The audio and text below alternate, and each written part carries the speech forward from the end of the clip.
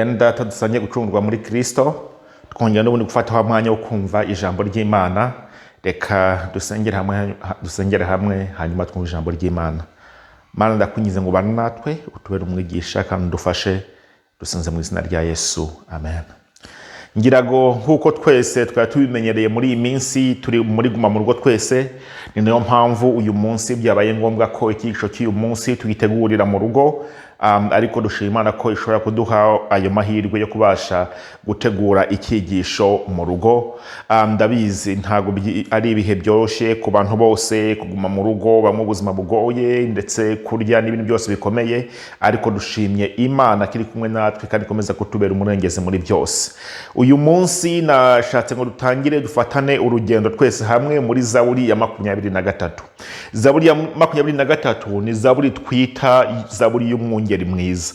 Iyo ni Zaburi ya Dawidi, akaba ariyo Zaburi tugiye gufatanya urugendo twese hamwe, twigira hamwe umurongo kuri buri murongo. Zaburi ya 23 ifite imirongo 6.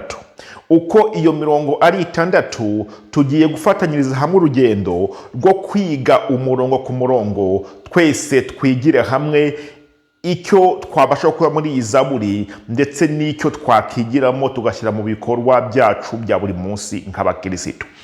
Ikigisho cya mbere tuziga muri iyi Zaburi nacyo twigaho uyu munsi ni ikigisho cyitwa ngo kurindwa gukomeye k'Uwiteka.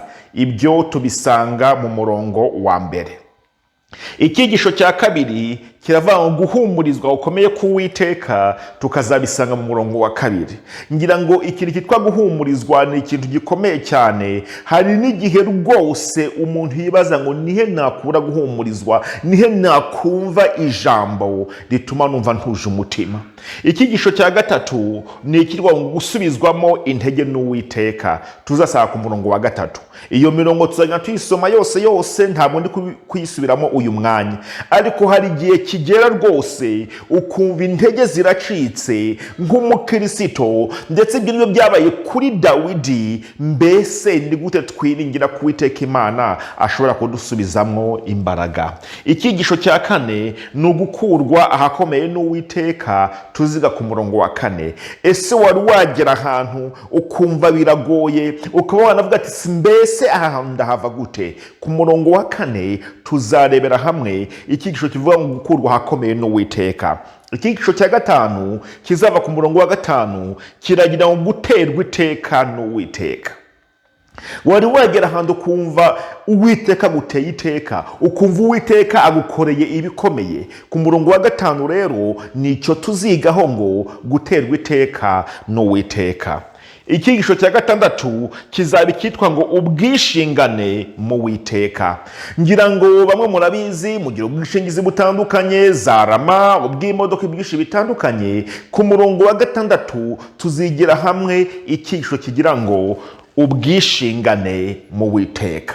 Urwo nirwo rugendo tuzakorera hamwe twese muri Zaburi ya 23, muri Zaburi y'umwungeri, tugenda twiga umurongo ku murongo. Uyu munsi rero turiga ikigisho cya mbere kivuga ngo kurindwa gukomeye k'Uwiteka. Tubisanga ku murongo ku gice cya 23 umurongo wa mbere. Umurongo wa mbere w'iki gice ugira ngo Uwiteka niwe mwungeri wanjye, sinzakena. Ngira ngo niba unkurikiye kandi uteze amatwi, dusubiraniremo hamwe aya magambo hamwe ngo Uwiteka niwe mwungeri wanjye, sinzakena. Uwo ni Dawidi, kuko yumvaga ageze hahandi ho kumva ko Uwiteka ari we mwungeri we. So turareba rero, turebye ku buzima bwa Dawidi tumuzi ku bintu bibiri bikomeye.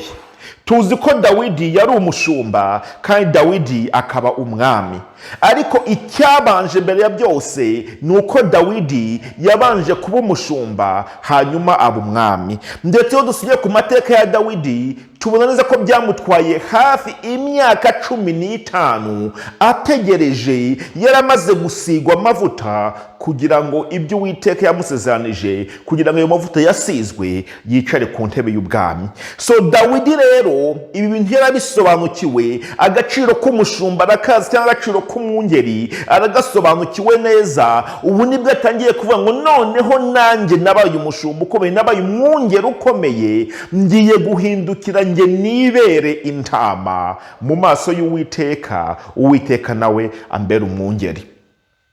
Ariya magambo ngo umwungeri mwiza ni amagambo dusanga, amagambo akomeye. Biba byiza ko twiga ku ijambo tukareba icyo yashakaga kuvuga. Hariya yaravuga ngo Yahwe Roy, umwungeri umwe ukwitaho, ukurinda cyane. Ariko niyo turebye ririya jambo uko rikoreshwa muri Bibiliya, iryo bita El Roy, riravuga ngo Uwiteka undeba. Ni Uwiteka undeba, Uwiteka unyitaho, Uwiteka untegeye amatwi, Uwiteka unyitegereza.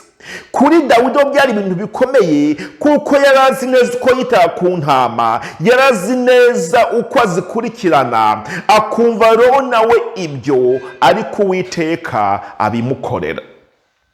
Iyo turebye ubundi ariya magambo hariya ngo Uwiteka undeba, tuyabona cyane kuri Hagari. Ubwo Sara yaramwirukanye, Hagari yarasenze atabaza Imana akoresheje amagambo ngo Eli Roy, Uwiteka undeba, Uwiteka unyitaho. Iyo ukurikiranye aya makuru ya Hagari, nibwo dusanga umwana w'umuhungu yari kumwe ari w'Ishimayeli, dusanga neza ko uwo muhungu yahawe isezerano ko azaba ihanga rikomeye. Ariko ariya magambo ngo Uwiteka unyitaho, Uwiteka undeba akagira icyo akora, tubona ko na Hagari yayasenze. Umwungeri rero muri Bibiliya ni amagambo tubonamo, ntabwo ari amagambo atunguranye, ni amagambo dusoma mu ijambo ry'Imana. Ku murongo wa mbere Dawidi akoresha imvugo yo kuzimiza, atangira kwibuka imigisha iva ku Mana, agafata Uwiteka nk'umwungeri. No muri Zaburi ya 28 nyine ku murongo wa mbere, na Zaburi ya 80 ku murongo wa mbere, tubona ko Dawidi abifata nk'uko biri. Aravuga ati njyewe uko nari meze ndi umwungeri, uko nitaga ku ntama niko Uwiteka anyitayeho. Kubera ko umwuga we wa mbere wari ubwungeri, kandi akaba yarazwiho kurinda intama yaragiraga. Ngo Dawidi ikintu yarazwiho, iyo yabaga aragiye intama za se yazitagaho akazirwanirira ku buryo nta cyabasha kuzigeraho. Dusoma mu ijambo ry'Imana ubwo Dawidi avuga ngo, Dawidi asubiza Sawuli ati umugaragu wawe naragiraga intama za data, iyo zaterwaga n'intare cyangwa idubu zigakura umwana w'intama mu mukumbi, narahubukaga nkayikubita nkayiyambura mu kanwa kayo, yamvubukana nkayicakira akananwa nkayivutagura nkayica. Nimwumva ayo magambo. Dawidi yari yarasobanukiwe icyo bivuze kuba umwungeri, ngira ngo yageze hamwe hakomeye, aravuga ati nanjye noneho reka njye kuba intama imbere y'Uwiteka, reka umwungeri wanjye Uwiteka mbere umwungeri, hanyuma nanjye mpinduke intama, hanyuma nanjye nezererwe uko kurindwa k'Uwiteka. Nicyo tubona Dawidi yakoze, kuko uko yitaga ku ntama, uko idubu yazaga, uko intare yazaga, akarwanirira intama, akabikubita, akabyica, akabicakira akananwa, akabyica kugira ngo arinde intama, nawe yumvaga ko ari ku Uwiteka amugenzereza, aravuga ngo Uwiteka niwe mwungeri wanjye. Iyo dusomye rero mu ijambo ry'Imana, imvugo nk'iyi ntabwo tuyisanga muri Bibiliya gusa, ni imvugo yari imenyerewe mu gihe cyabo, mu gihe cy'abariya bo muri Ancient Near East, bo muri kariya gace ka Isiraheli. Abami benshi bibonaga nk'abungeri mu buyobozi bwabo, ndetse n'ubuhanuzi bwa Mesiya bwakoresheje iyi mvugo, tuyisoma muri Yesaya 40:11. Ni ukuvuga ngo Dawidi kiriya kintu cy'ubwungeri ntabwo cyari ikintu kidasanzwe, ni ikintu cyari kimenyerewe muri uriya muco, kumva ko umwami ari umwungeri. Yesu ubwe yiyise umwungeri mwiza.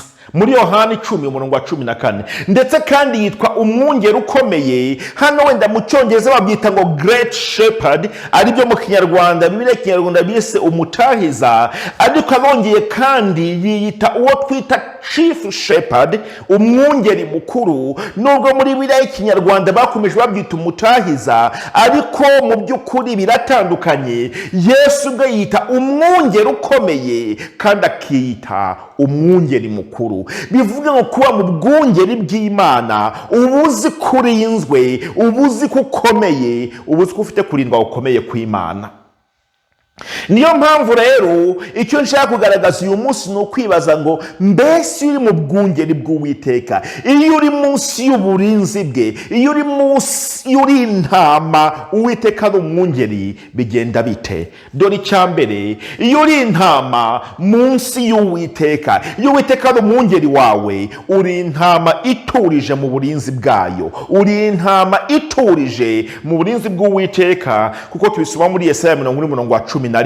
Ni ukuvuga ngo umwungeri nk'uwo aravuga ngo izaragira umukumbi wayo nk'umushumba, izateraniriza abana b'intama mu maboko, ibaterurire mu gituza, kandi zonsa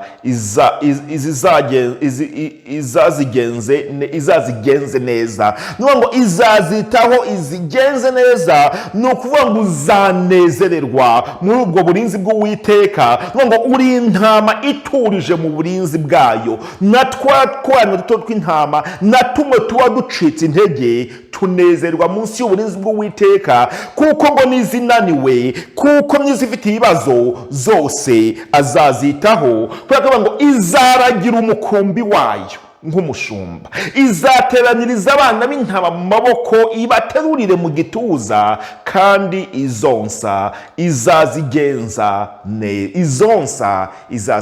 neza. Ngo na zimwe zifite intege nke, na zimwe zikimara kubyara, zose azazifata neza. Niyo mpamvu tubona hano n'ubundi avuga ngo ninjye mwungeri mwiza. Umwungeri mwiza apfira intama ze. Ninjye mwungeri mwiza kandi menya izanjye nazo zikamenya.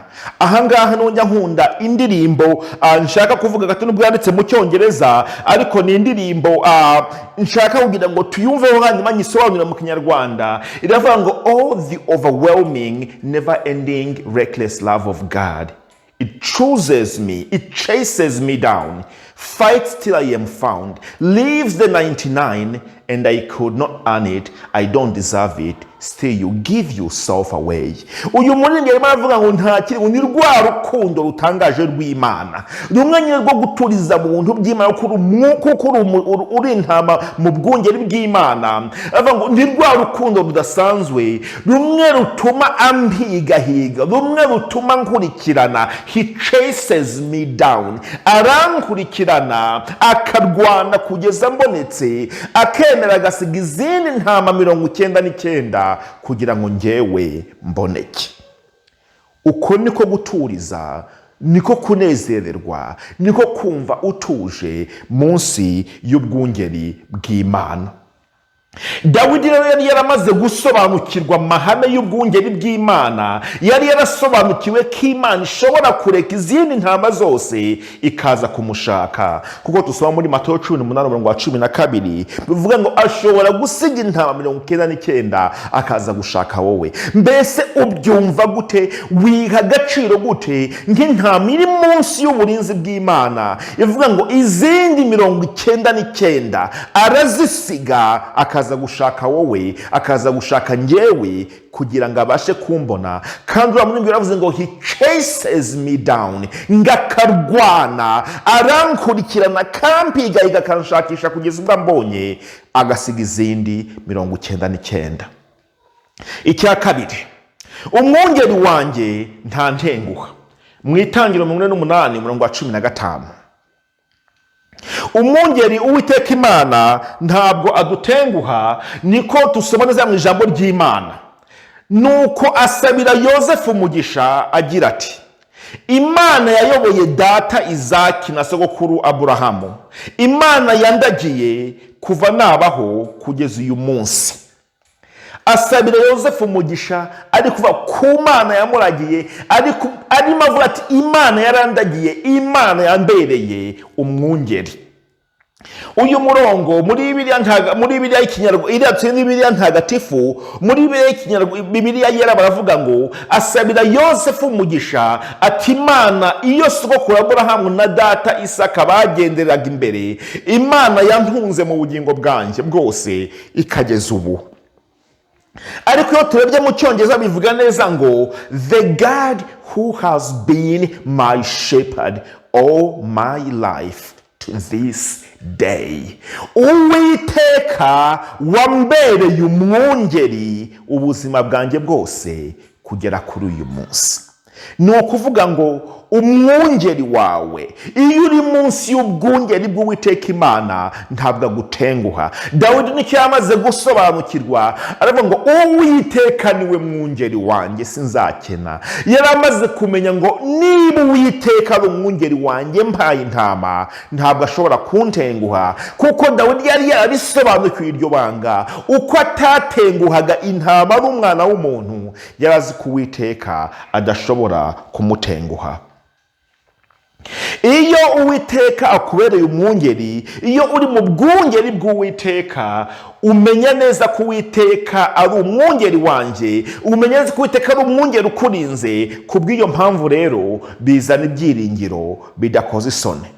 Cyo ni icya gatatu. Iyo Uwiteka akubereye umwungeri ukabyumva neza ukavuga ati niwe mwungeri wanjye, ndi intama munsi y'uburinzi bwe, munsi y'ubwungeri bwe, ibyo ntabwo bikoze isoni, bizana ibyiringiro bidakoze isoni, kuko tubibona mu Baroma 5:5. Kimwe mu bintu bikomeye buriya kuri iyi si, njya nkunda kukivuga nanjye nkakibwira nawe tukakiganira, ikintu cyitwa kubura ibyiringiro ni ikibazo gikomeye. Kubera ko hari abantu benshi ujya kureba ugasanga impitagihe yabo, igihe cyabo cyashize, cyabaye igihe cy'ibibazo, kiba igihe cy'intambara, kiba igihe kigoye, noneho bikabagora cyane, ugasanga biri guteza ikibazo ku buzima bw'uyu munsi, ibyiringiro ntabyo. Hari abandi usanga indagihe yabo yuzuye kudatuza no kutishima, kubera ko igihe cyashize cyabaye agahinda, cyabaye imibabaro, cyuzuyemo kwicuza. Indagihe yabo, iki gihe turimo cyabo cy'uyu munsi kiragoye cyane. Abandi ugasanga inzagihe yabo ntabwo yizewe, kubera ko babona igihe cyashize cyaragenze nabi, icyo barimo barabona nta kigenda, ibyiringiro byashize, none igihe kizaza ugasanga ni ikibazo. Ntibigutangaze ko n'ubu nteze amatwi hariho abantu uyu mwanya ujya kureba ugasanga yibereye mu myaka 10 yashize atazi ko turi mu 2021. Waza kuza muri 2021 ugasanga we ntarahagera, cyangwa ugasanga gutekereza kwe, ugasanga ubuzima bwe buhoraho mu myaka 30 iri imbere cyangwa imyaka 5 iri imbere, yibaza ngo ibyanjye bizagenda bite, yibaza ngo ibyanjye bimeze bite, yibaza ngo akazaza kanjye kameze gate. Ariko yuzi ko Uwiteka ari umwungeri wawe, ndashaka kubwiza ukuri ko biguha ibyiringiro bidakoza isoni. Niyo mpamvu uyu muririmbyi yabiririmbye neza, aravuga ngo and because he lives, kuko ariho, because he lives I can face tomorrow, because he lives all fear is gone, because I know he holds the future and life is worth the living just because he lives. Nibwo yavuze tugenekereje mu Kinyarwanda ngo kuko ariho nshobora kureba hazaza hanjye mu maso, kuko Uwiteka mbereye umwungeri nshobora kureba future yanjye, nshobora guhangana n'akazaza kanjye nkakareba mu maso. Ngo kuko ariho nta bwoba ngifite, kuko Uwiteka mbereye umwungeri ntabwo ngitinya igihe kizaza, kuko Uwiteka mbereye umwungeri ntabwo ngihangayikishijwe n'iki gihe cya none, kuko Uwiteka mbereye umwungeri ntabwo ibihe byashize bigifite icyo bintwaye, kuko ibyiringiro bye bikomeye ntibikoza isoni, ngo kuko nzi ko ari ufite hazaza hanjye, kuko nzi ko ari ufite future yanjye, because I know he holds my future. Kubera ko Uwiteka niwe mwungeri wanjye, niwe ufasha akazaza kanjye mu biganza bye, niyo mpamvu ibyo byiringiro bidakoze isoni. Niyo mpamvu rero nshobora rero kubaho kubera ko Uwiteka ariho, nshobora kumva ko ubuzima bufite agaciro kubera ko Uwiteka ariho. Ibi bintu byose buhurirana n'igihe turimo mu bihe bigoye, ibihe bya covid, ibihe by'intambara, ibibazo byinshi cyane, ariko ikitunezeza ni ukumenya ko turi mu bwungeri bw'Uwiteka, tukamenya ko niba turi mu bwungeri bw'Uwiteka tugomba guturiza mu bwungeri bwe, turaturije muri we, tukamenya neza ko niba Uwiteka atubereye umwungeri ntabwo azadutenguha na rimwe, tukamenya ko niba Uwiteka atubereye umwungeri ibyiringiro byacu ntibizadukoza isoni. Tuzi neza ko dushobora kubaho uyu munsi tutari kuba mu gihe cyashize, cyangwa ngo tugire ibibazo by'igihe kizaza, kuko Uwiteka atubereye umwungeri. Ndageraho ngushimye gutega amatwi, ngushishikariza kudukurikirana n'ubundi ikigisho cya kabiri kizakurikiraho kizava mu murongo wa 2 w'iyi Zaburi ya 23. Uwiteka Imana kurinde kandi aguhe umugisha mu izina rya Yesu, amen.